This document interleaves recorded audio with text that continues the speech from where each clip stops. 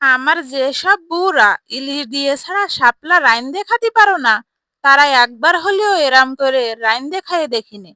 মুখের মধ্যে যেন এর স্বাদ বোমের মতো ব্লাস্ট হবে না। আমি বাপু গরিব মানুষ, ইলিশ কিনি খাওয়ার সাধ্য কি আমার আছে?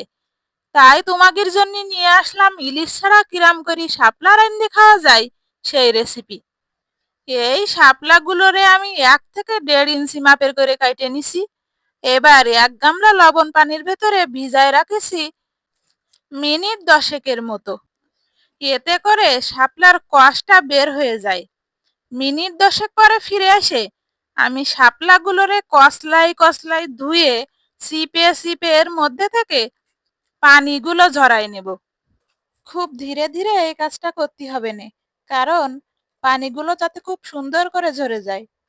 এবার একটা কড়াই নিয়ে কড়াইয়ের ভিতর দিয়ে দিব 2 থেকে 3 টেবিলের মতো সয়াবিন তেল।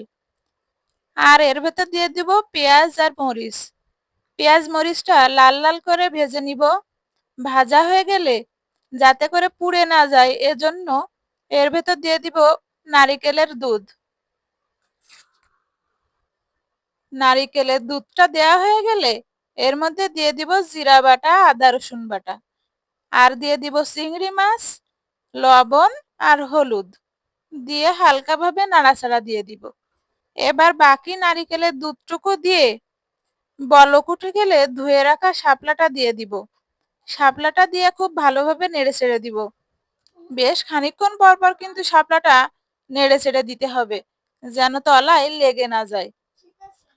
বেশ খানিকক্ষণ পর পর আমি এটাকে নেড়ে ছেড়ে দিব, যেন তলায় লেগে না যায়। এটা কিন্তু আমি ঢাকনা ছাড়াই রান্না করব। তোমরা যারা ইলিশ মাছ ছাড়া শাপলা খাইতে পারো না, তারা একবার এইভাবে ট্রাই করে দেখবা, কি যে স্বাদ বলার বাহিরে।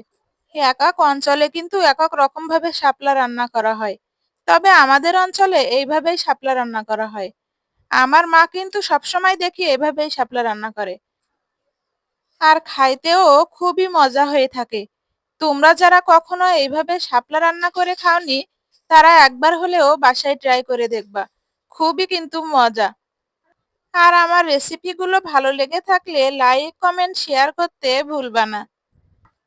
এই তো কথা বলতে বলতে কিন্তু আমার শাপলাটা রান্না প্রায় শেষের পথে। এভাবে করে যখন শাপলা দিয়ে তেল ছেড়ে দিবে, তখন এটা নামিয়ে নিলেই তৈরি হয়ে যাবে পরিবেশনের জন্য। আর তোমরা কে কোথা থেকে দেখছো অবশ্যই আমাকে জানাবা কমেন্টে, আমি যেন সবাইকে ধন্যবাদ দিতে পারি। আজকের মতন এ পর্যন্ত, দেখা হবে আগামীতে। আল্লাহ হাফেজ।